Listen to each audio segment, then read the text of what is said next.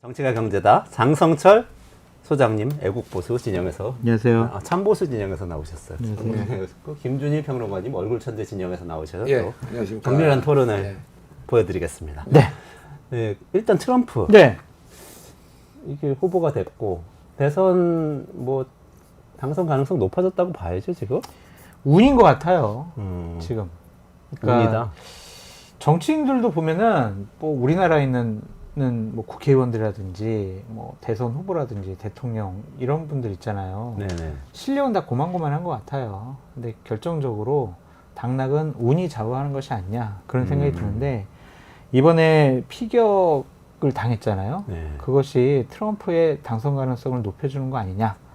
그러한 뭐 여러 가지 분석과 전망이 많이 나오고 있고 흐름도 되게 좋은 흐름으로 계속 트럼프는 가고 있는 것 같아요. 바이든은 고령 논란도 있었고 뭐 후보 바꿔야 되는 거 아니냐 내부에서부터 분열이 일어나는데 트럼프 같은 경우에는 피격 사건 때문에 공화당 내에서는 완벽하게 트럼프로 뭉치잖아요. 진영이 뭉쳐있다. 그럼 하는 것은 중도층으로 외연 확장. 그거 하기 위해서는 아주 쉬운 단어들만 얘기하면 되고 트럼프가 피격당하고 난 다음에 이틀 후에 첫 메시지가 국민통합이었단 말이에요. 그렇죠.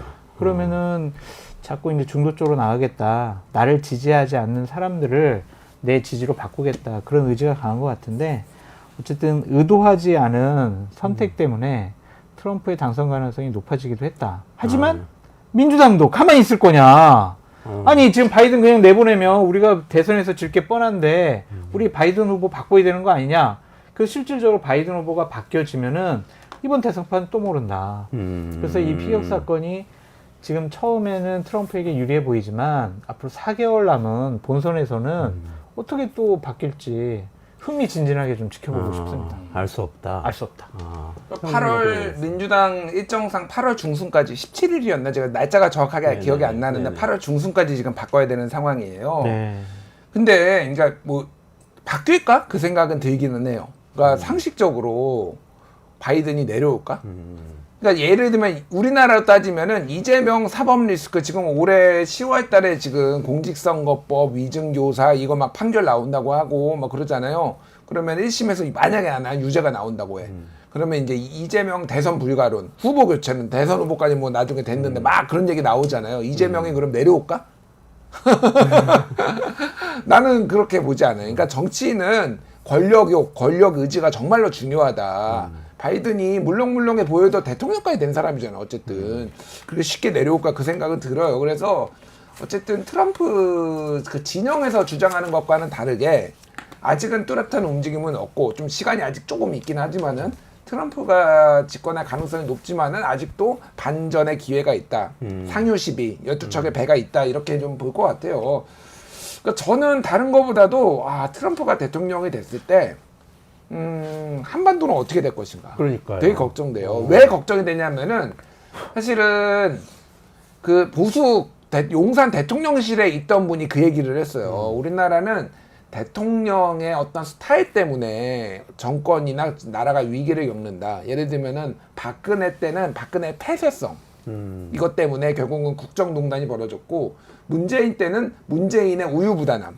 그게 이제 조국 사태 막 벌어지고 추윤 갈등 벌어지고 할 때 결단을 내렸어야 되는데 문재인이 결단을 못 내리고 우리 뭐 검찰총장 뭐 이런 얘기에다 결국 정권까지 내줬잖아요.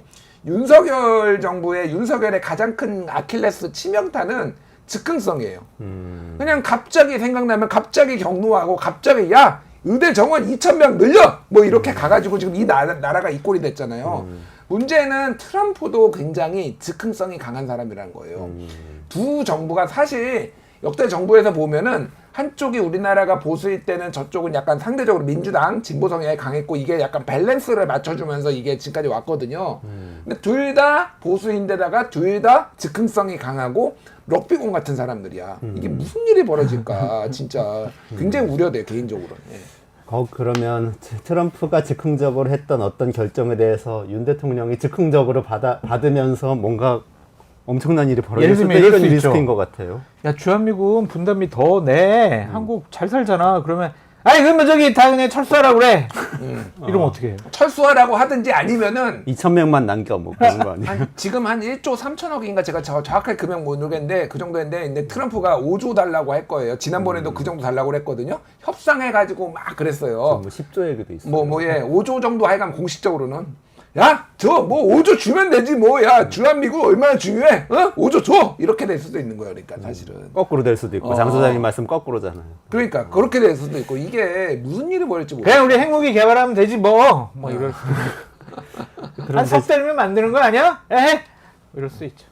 석 달에 못 만듭니다. 뭐 만들어요? 왜냐하면은 그건 좀 복잡한 이슈인데 쉽게 얘기를 하면은 우리나라는 플루토늄을 지금 만들 수 있는 그 상황이 원심 분리기를 하는 거는 이제 북한이나 이란에서 하는 거고 우리나라는 재처리를 해야 되는데 미국에서 제한을 하고 있고 재처리를 하려면은 쌓아놔야 되잖아요. 일본이 그래서 그렇게 쌓아놓고 있는데 시간이 걸려요 이거는. 그래서 석 달 만에 만드는 거는 이미 팩트 체크 기사도 나왔어요. 아니 세운 상가에서 만들 수 있다고. 아, 그 얘기 좀 따로 나중에 한번 해보면 예. 진짜 모르는 게 없으시네요. 김민수 평론가님. 대단한 분이에요. 트럼프 재집권 이후에 우리나라에 무슨 일이 생길까에 대해서는 조금 뒤에 뒷코너에서 오. 30분 뒤에 이승원 시사평론가가 오. 쫙 정리해 드릴 테니까 조금 기다렸다가 그 얘기도 들으시고요. 오늘은 국내 정치 얘기를 좀 가면 좋겠는데 이게 가기가 싫어요. 미국에서는 총탄이 이렇게 막 대통령을 암살할 뻔했는데 우리나라에서는 6탄전이 벌어졌다고. 의자로 까. 전당대회에서. 국민의힘 전당대회에서 지금 6탄전 벌어진 거죠. 처음 봤어요. 저 96년에 정치권에 들어왔는데 제가 들어왔을 때 이후에 보수파 전당대회에서 처음 보는 몸싸움인 것 같아요. 치열한 전당대회가 많았었는데도 지금 이런 몸싸움은 안 일어났거든요. 그만큼 감정이 많이 격화되어 있다. 전당대회 후에 후유증이 아주 상당히 좀 심각해질 수도 있겠다. 그런 생각이 드는데 최근에 이제 좀 달라진 미디어 환경 때문에 그런 것 같아요. 그러니까 유튜버들이 많이 있잖아요. 네. 그러니까 자기가 지지하는 후보에 대해서 상당히 좀 자극적인 말과 행동을 그 유튜브에서 보여주고 그것에 또 막 보면서 동화되는 지지자분들이 있고 그분들이 좀 더 상대 후보에 대한 비호감과 반감이 높아져서 실질적인 물리력과 폭력적인 행동이 나오는 것 같다라는 생각이 드는데 이거는 대단히 심각하게 생각을 해야 될 것 같아요. 그때 그냥 사람들이 막 말리고 했기 때문에 이 정도였지 진짜 작심하고 야 우리가 지금 당했잖아. 야 다음번 합동연설 때는 우리가 한번 제대로 쟤네들 혼내주자. 이런 식의 생각을 하는 분들도 있을 거 아니에요. 그래서 양쪽 후보들이 지지자들을 좀 자제시키고 좀 진정시키는 것이 중요해 보인다라고 말씀드립니다. 지금 누군가 한동훈 후보한테 의자를 실제로 던진 거죠. 그리고 한동훈 후보한테 던졌는지는 모르겠고 거기에서 지지자들끼리 충돌이 벌어지면서 이제 이 의자를 들고서 하려는 거를 경호원들이 말리고 뭐 이런 거니까 한동훈 후보를 겨냥했다라고 보기는 좀 힘든 상황인데 모르죠. 뭐 그 사람이 활개를 쳤으면은 그쪽에 던졌을지도 모르고 그러니까 이거는 두 가지인 것 같아요. 하나는 이제 이번 전당대회가 굉장히 극한의 대립으로 갈등, 심리적 분당 사태도 있는 것 같고 또 하나는 이제 정치 유튜브입니다. 사실 제가 보기에는 그분이 지금 유튜브 하시는 분으로 알려져 있어요. 네, 본인이 예. 본인 찍으면서 할 수는 없잖아요. 정확하게 모르겠어요. 그러니까 유튜버라고 이제 알려져 있습니다. 그래서 이게 예전에 문재인 대통령 이제 그 사저 김해의 사저에서도 앞에 보면은 유튜버들이 엄청나게 막 스피커 틀고 난리를 쳤잖아요. 다른 거보다도 그냥 더 세게 더 자극적으로 해야지 이게 사람들이 지지자들한테 환호를 받고 이게 돈으로 연결되는 거예요. 저기에서도 유튜버들 막 다 참여했잖아요. 다 찍고 있는데 가만히 찍고 있는 그 뭐 연설하는 거 그거는 다른 데서 당 공식 사이트에서도 중계하는데 그게 무슨 의미가 있어? 난동을 피워가지고 주목을 받아야 되는 목적이 있는 거 아니냐? 뭐 고발하지 마십시오. 그냥 추론이니까. 그러니까 그럴 가능성이 매우 좀 유력해요. 제가 보기에는. 그러니까 이게 앞으로도 이런 식으로 소위 말해서 어그로꾼들이 계속 이런 식으로 정치 이 주변에 있거든요. 계속 어떤 식으로든 뭐. 그러니까 뭐 이렇게 한 자리 하려고 하는 사람도 있지만은 이런 식으로 주목으로 먹고 사는 사람들은 계속 이런 난동을 피울 가능성이 높아요. 그거 자체가 수익 모델이네요. 수익 그러니까. 모델이에요. 그거는. 네. 많이 볼 거 아니에요? 저도 한번 찾아보고 싶어요. 그럼 조회수가 어떻게 늘어나면 됐나? 뭐 수입이 늘어나겠죠. 그러니까 우리 미디어 환경이 이렇게 클릭수 조회수에 따라 가지고 뭔가 돈벌이가 되는 환경이라는 게 정치는 후진적으로 만드는 거 같아요. 그래서 저는 제 장성철 TV 유튜브 안 해요. 자극적으로 해야 분명히 수입이 생길 거니까. 적극적으로 많이 안 하셔도 지금 많이들 보시는데 인기 좋으신데. 아니 그러니까 제 채널을 안 만든다고요 저는. 그것이 만약 제 채널이라면 전 맨날 이재명 당대표 욕하고 제가 싫어하는 정치인 욕하면 그거에 이제 카타르시스 느끼는 분들은 볼 거 아니에요. 와 그럼 수익이 생기면 더 센 발언을 하겠죠. 아 그거는 할 짓이 아닌 것 같아요 평론가로서. 근데 실제로 국민의힘 전당대회가 과열되고 있는 건 사실 아니에요. 과열됐죠. 지금 그 한동훈 대표를 견제하는 분들과 한동훈 대표 사이의 이 갈등이죠. 네. 그 원희룡 후보 측에서는 한동훈 후보의 성을 바꾸겠다. 배동훈이다. 탄동훈이다. 이런 식으로 이제 다음부터는 공격을 하겠다. 배신자인가요? 배신자 한동훈, 탄핵을 유발하려고 하는, 탄핵에 찬성하는 한동훈, 이런 식으로 합동연설회 때 공격을 하려고 한다. 이렇게 이제 얘기를 하고 있는데, 이거 어쨌든 선을 넘는 거라고 좀 보여져요. 근데 문자가 폭로되고 공천 4천 의혹을 제기함으로써 이미 선은 넘은 건데, 이러한 감정의 골이, 야, 제가 당대표 돼도 우리는 도저히 쟤를 인정 못 하겠어.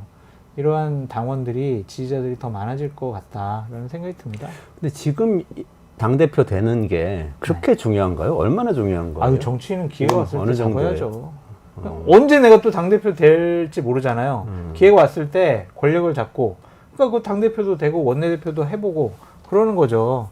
기다리면은 기회는 오지 않습니다. 그러면 주변에 이렇게 육탄전까지 벌이는 분들은 그럴 만한 인센티브가 있어요? 당대표 옆에 있으면은 정말로 얻을 수 있는 게 많이 있는 건가? 아니 그러니까 그분들이 정말로 정치적인 이익을 목적으로 한 것인지 아니면은 열정적인 지지인지는 정확하게 좀 구분이 안 돼요. 예를 들면은 지난번 대선, 미국 대선 때 트럼프가 졌잖아요. 바이든이 이기고. 그 다음에 트럼프 지지자들이 국회의사당 난입했잖아요. 그 사람들이 그러면 정치적으로 이익을 얻으려고 난입을 했을까요? 그러니까 그냥 이건 말도 안 된다. 이제 믿을 수 없다. 이제 음모론, 이제 부정선거 음모론도 있었고, 막 이렇게 지금 정치가 지금 전체적으로 전 세계가 흘러가고 있고, 이게 SNS의 영향, 뭐 유튜브의 영향, 그리고 양극화의 영향, 뭐 이런 것들이 종합적으로 좀 미친 것 같아요. 그러니까 그분들도 아마 이익을 얻으려고 거기에서 난동 부리는 분들은 이익을 얻으려는 분들보다는 진짜로 내 투사하는 거죠. 프로젝션, 투사. 내 한동훈이나 원희룡에게 투사를 이제 자신의 정치적 신념을 투사한 사람들이 그렇게 행동한 거라고 봐야 되는 게 맞을 것 같아요. 네. 그러면 지금 구도는 그렇게까지 사람들이 투자를 하려면은 적이 확실해야 되잖아요. 그럼 한동훈 지지자들은 윤석열 대통령이 적인가요? 거꾸로 윤석열 대통령 지지자들은 한동훈이 적인가? 그 정도라고 보기는 어렵고요. 그냥 현장에서는 감정이 그냥 막 고조가 되거든요. 나는 한동훈을 응원하고 또 다른 분은 원희룡을 응원한단 말이에요. 근데 막 한동훈이 막 연설하는데 원희룡 후보 쪽에서 이 배신자야, 뭐 연설 그만해라, 뭐 당을 탈당해라, 막 이런 식으로 하면은 좀 조용히 좀 하라고 지금 연설이나 들어보자고. 그럼 네가 뭐야? 무슨 거기서부터 이제 시작되는 거예요. 그냥 막 처음부터 계획적으로 한다거나 야, 저 나쁜 놈들 내 가만두면 안 되겠다. 그러니까 패버려야지. 이게 아니라니까요. 현장 가보면은 그냥 우리 편, 상대편 서로 감정이 그냥 막 현장에서 쌓여요. 그래서 현장에서 우발적인 상황이지 저기 계획됐다고 보기는 어렵고 막 일각에서 한동훈 후보 측의 일각에 있는 사람들이 에이 원희룡 후보 니들이 사주했지 막 이런 식의 얘기를 하던데 그렇게까지 보기는 어렵습니다. 근데 그럼에도 불구하고 얻어맞으면 더 강해지는 뭐 그런 얘기도 있잖아요. 강철은 두드리면 강해진다고 어대한이 더 강해지는 것 같은 뭐 그런 느낌도 있는데 어때? 한동훈 대표가 지금 될 가능성이 높은 거예요? 저는 한동훈 후보가 1차에서 끝낼 것 같다라는 생각은 들어요. 근데 뭐 더 강해졌다라고 뭐 볼만한 건 아닌 것 같고 흔들리지 않았다. 그러니까 그런 공격에도 흔들리지 않았다라는 건데, 그러니까 윤석열 대통령 이게 다 윤석열 때문이다 뭐 이런 얘기를 할 수 있을 것 같아요. 윤석열 대통령이 정말로 정치를 잘했으면은 이렇게 됐을 거니까. 그러니까 보수 입장에서 보면은 윤석열 김건희 얼굴 보면 한숨만 나오는 거야 솔직히. 꿈도 희망도 없어.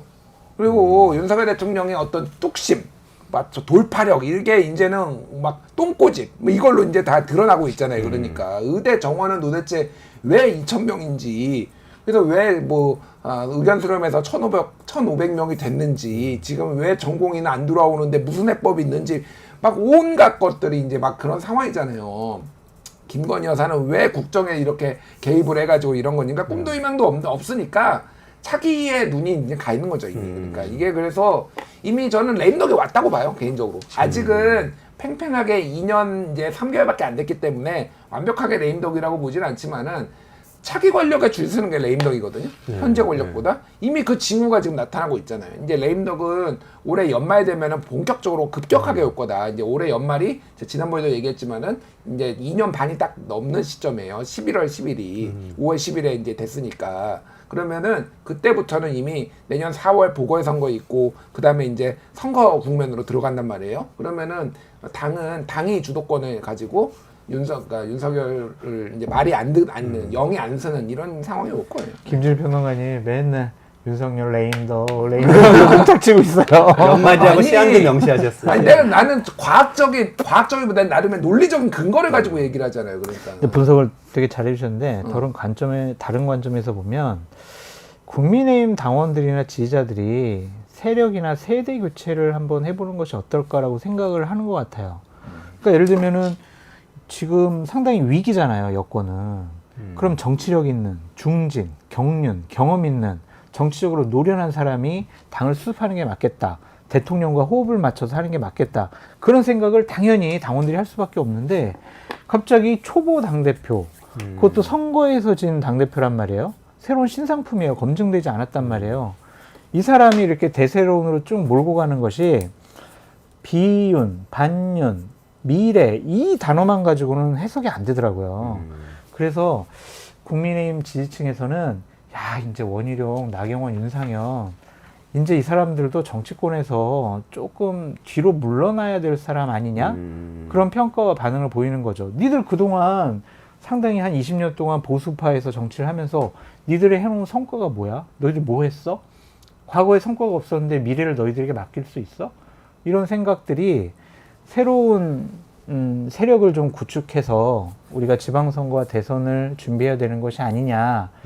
그냥 저 중진들 가지고는 대선 치르기 어렵겠다. 그냥 이번에 한동훈, 밖에 있는 이준석, 또 밖에 있는 오세훈 이런 사람들을 통해 가지고 한번 세력 교체를 통해서 대선을 준비해 보자. 그러한 생각도 있을 것 같아요. 안 그러면 이러한 현상을 그냥 미래에 대한 차기 권력에 대한 선택이라고 보기만은 또 어려운 것 같다라는 생각도 들더라고요. 아, 한동훈 대표의 대망론이 아니다. 지금 이렇게 말씀하시는 세력 거잖아요. 교체, 세대 교체의 현상이 나타나고 있다. 막 민주당에서 586 퇴진해라 막 그렇게 세대 교체 얘기가 나왔잖아요. 국민의힘은 정말 원희룡, 나경원, 이 윤상현 이분들이 거의 동시간대에 국민의힘에 데뷔를 했거든요. 신한국당, 한나라당 거의 4년 차이로 데뷔를 했었거든요.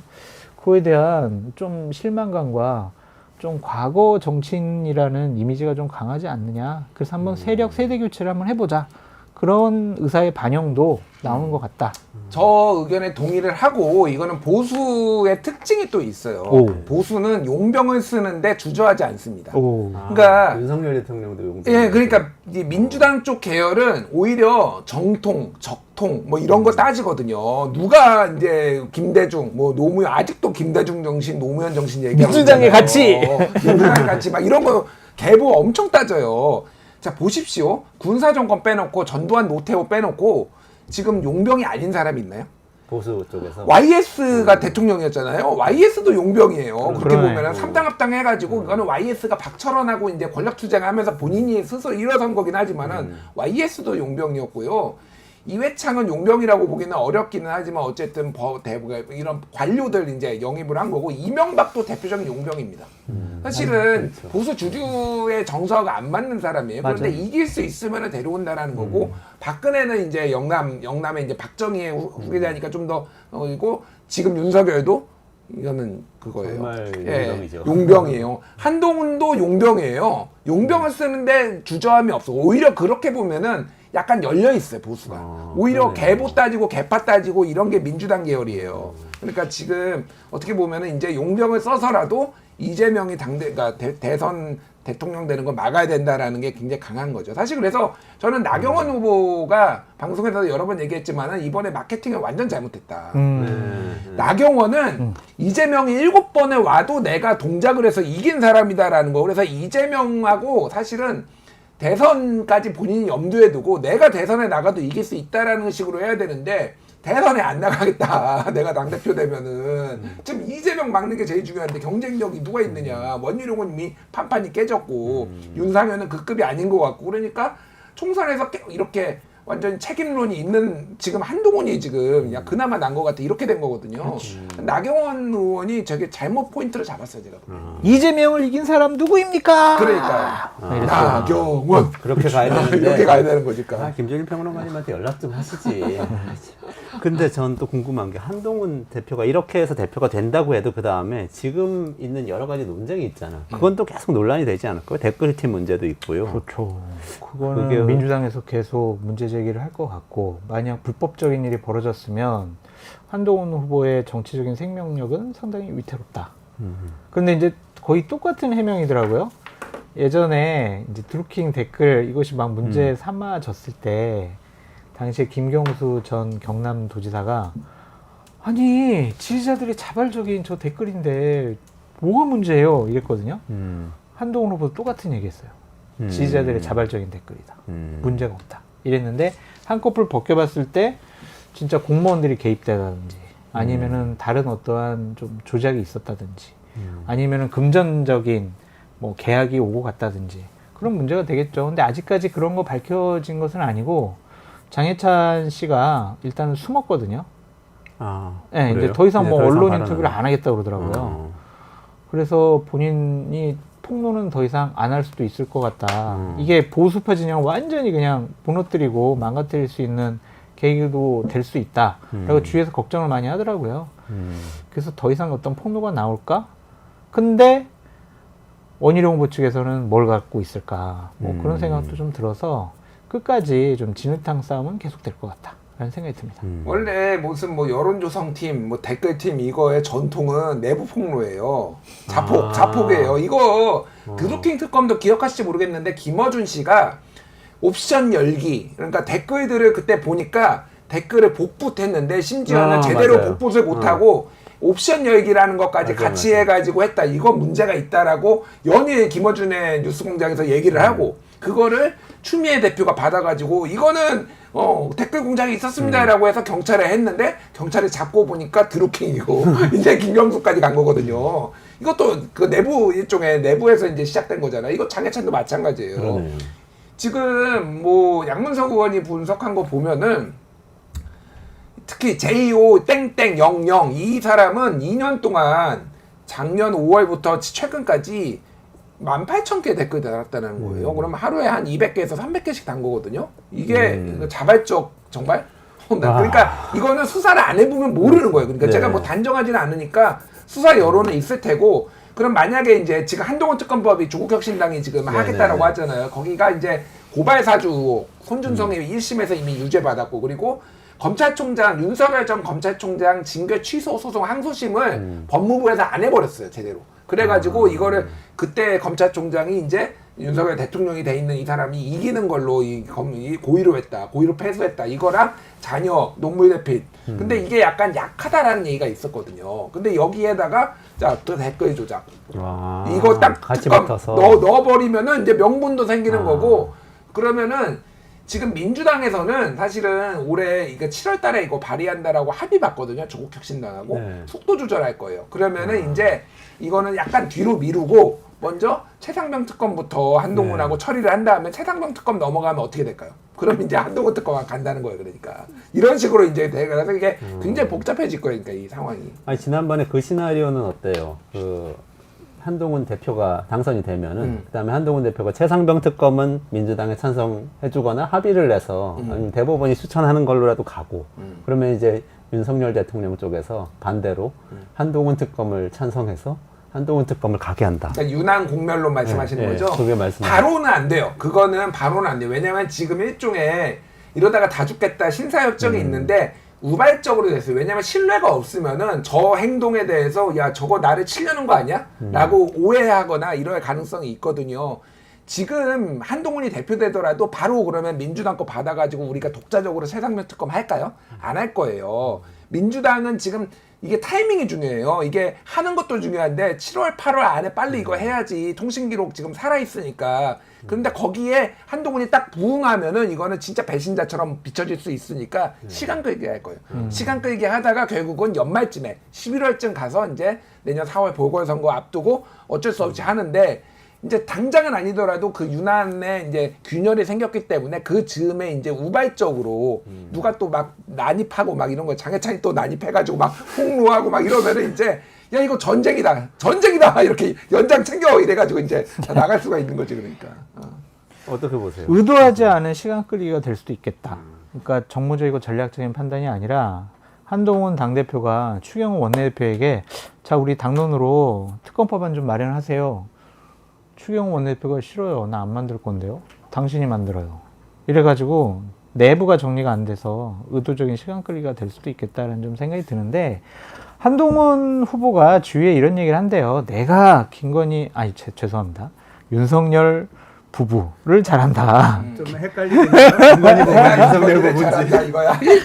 내가 이제 윤석열 부부를 제일 잘 알기 때문에 저분들을 어떻게 하면 설득을 하고 어떻게 이제 이끌어갈지 내가 잘 현명하게 잘하겠다. 현명이라는 단어를 썼다고 그러더라고요. 그런 거 보면 본인도 만약 대통령과 사이가 나쁘고 대통령과 대립하는 집권여당의 당대표의 자리의 위험성은 충분히 인식하고 있거든요. 그래서 회의와 협박을 통해서 대통령과 관계를 잘 가져갈 가능성이 높고 대통령을 잘 설득을 하겠다. 김건희 여사와도 사이좋게 지낼 가능성이 높다. 공식적으로는. 그렇게 예상이 됩니다. 연말까지 난장판이 벌어질지 아닐지에 대해서는 두 분의 의견이 극명하게 갈리기 때문에 연말에 다시 한번 체크하시면 연말에? 연말까지 안 잘라요? 우리? 아이고. 영원히 모시겠습니다. 아유, 감사합니다. 제가 이거는 좀 발언 내용이 충격이라서 네. 꼭 여쭤보려고 시간이 자꾸 가가지고 VIP가 김건희 여사가 맞다. 이 발언이 이종호 씨가 한 이야기인데요. VIP가 김건희 여사가 맞다. 그냥 들으면 이게 지금 무슨 말인지. 대통령을 칭하는 말이잖아요. 아니, 그러니까 김계환 해병대 사령관이 VIP다라고 하니까 이 무슨 말도 안 되는 얘기. 내가 듣도 못, 내가 20몇 년 동안 살면서 듣도 보도 못했다 이런 얘기까지 할 정도로 이게 궁색한 거지. 아기가 안 맞으니까 그냥 허풍 허세 쪽으로 지금 정리를 한 것 같아요. 그래 증거 있어? 내가 허세 떨었다는데 저는 허세 아니라고 보고요. 다 그때 당시에 야 전화가 와서 내가 전화를 사퇴하지 말라고 했잖아 뭐 이런 식으로 다 이제 회고형으로 이렇게 얘기를 한 거기 때문에 저는 그리고 여러 가지 증거들이 전체적으로 봤을 때는 이거는 허세가 아닐 가능성이 높다라고 보는데 결국 이거는 수사해야 돼요. 그러니까 수사밖에 없는데 이거 길게 시간이 많지 않으니까 짧게 말씀드리면은 공수처가 심상치 않아요. 제가 보기에는. 그러니까 공수처가 심상치 않다라는 게 이거를 결국은 뭉개려고 하는 거 아닌가 그렇게 보여요. 그러니까. 그러니까 지금 이게 데드라인이 이게 지금 그 구명 로비가 7월 28일에서 8월 2일 사이에 벌어졌을 가능성이 높아요. 작년. 네네. 그러면은 자 이종호하고 김건희 핸드폰을 털어봐야 되잖아. 이게 사실인지 아닌지 VIP가 맞고 이게 로비가 됐는지. 근데 지금 임성근 거 지금 최근에 통신기록 조회하는 거 군 법원이 영장 내줬거든요. 네. 허가해줬거든요. 그러면은 임성근 거부터 다 봐. 임성근 거부터 본 다음에 자 임성근 전화에 여기에 이종호가 있거나 아니면 이종호로 추정되는 사람과 가까운 사람이 있어 보여. 아니면 뭐 이상한 대포폰 같은 게 있어. 그러면 그거 가지고 또 영장을 받으러 가야 되는데 제가 보기엔 시간이 지나버려요. 그러면.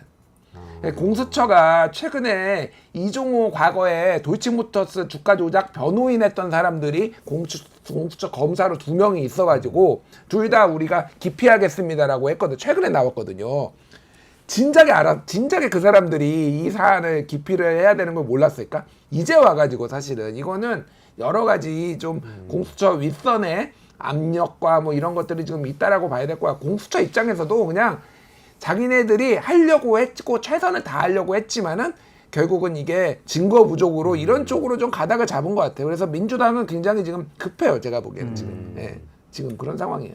특검이 좀 더 필요한 상황이 됐다고 더 명분을 얻을 수 있는 상황이기도 하지 않아요? 저는 그렇게 그러니까 그래서 민주당에서도 근데 상설특검 얘기도 나오고 막 이렇게 하는 건데 해봤자 재표결 지금 하면은 7월 19일 이전에, 그러니까 국민의힘 전당대회 이전에 하면은 이거는 무조건 부결이니까 지금 원래는 최상병 일주기 전에 끝내려고 했는데 그거 안 될 것 같으니까 지금 전당대회 이후로 미룬다라는 거예요. 7월 23일 아니면 28일 이후로. 그러니까 지금은 민주당 입장에서도 어떻게 해서든 좀 균열을 내보려고 지금 여러 가지를 하고 있다, 이렇게 보시면 될 것 같아요. 이게 근데 최상병 사건도 있지만 임성근 사단장 고명 로비를 김건희 여사를 통해서 했다는 게 이제 의혹이잖아요. 근데 이게 조금 더 확대 해석을 해보자면 김건희 여사의 국정 개입 논란, 국정농단 이렇게 번질 수도 있는 거 아니에요? 아니, 그렇게 보여지죠. 만약 직접 누군가에게 전화를 해서 지시를 했다거나 아니면은 뭐 또 문자를 보냈다거나 아니면 김건희 여사가 이 배후에 있다거나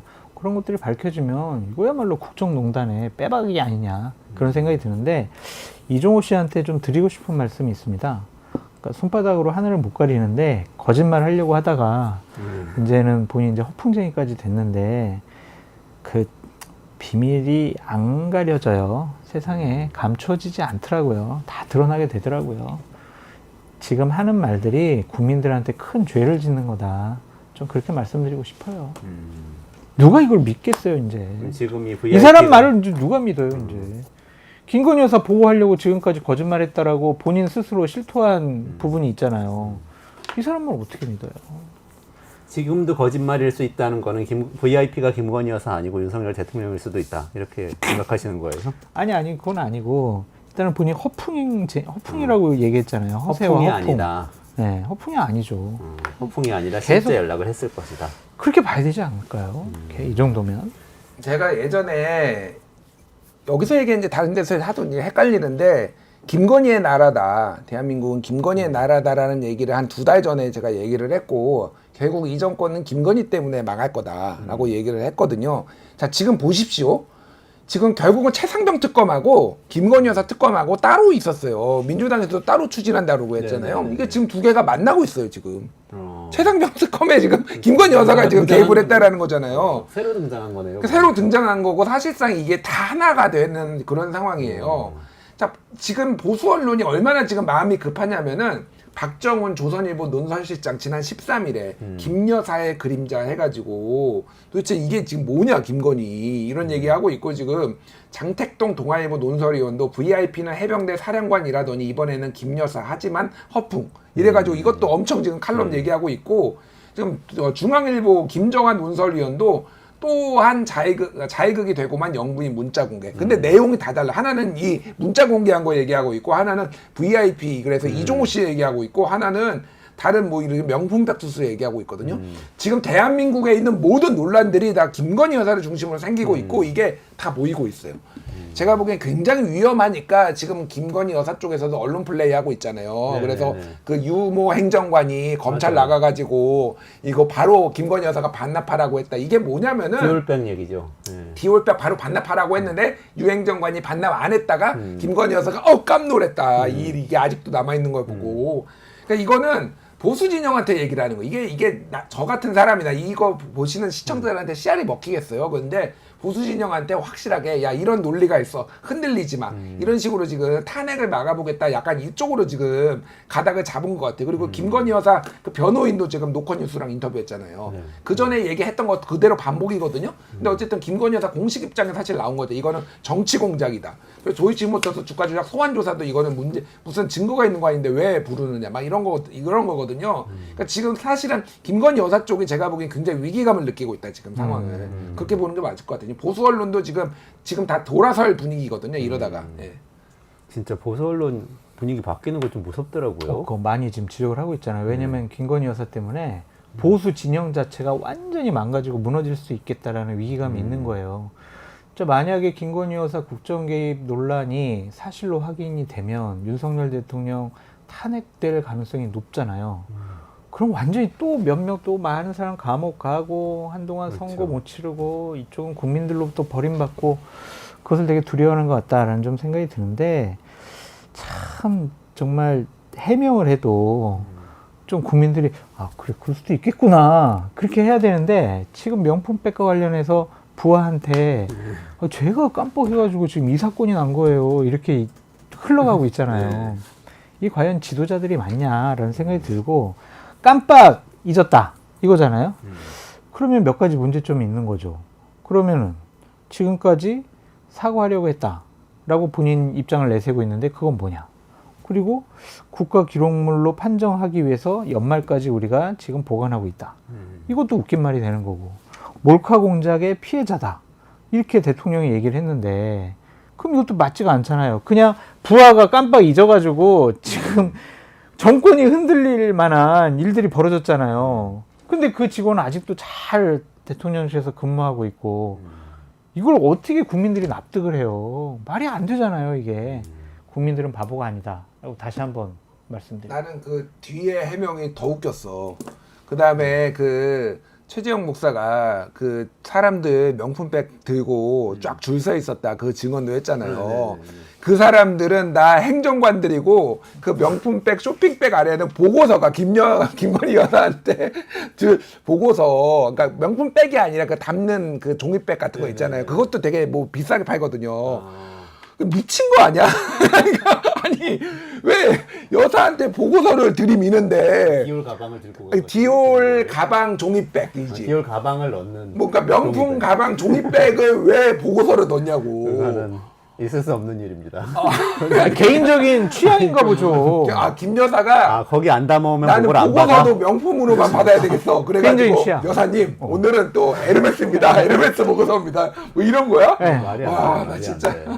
말이 안 되네. 근데 그러면은 이 앞으로 어떻게 될지를 전망을 해보면은 김준일 평론가님 말씀대로 되는 거예요. 지금 말씀 뭐냐면 정리해보자면 최상병 특검 인성근 사단장 구명 로비 의혹인데 그게 김건희 사건이 되고 있고 명품백도 뭐 부하 직원이 와서 해명했는데 그것도 김건희 사건이 되고 있고 이렇게 다 김건희 사건으로 모아지고 있다. 아니, 그렇게 될 것 같은데 이 명품백 받은 것에 대해서 부하한테 책임을 미루는 정말 해괴망측한 해명을 한 이유는 한 가지라고 봐요.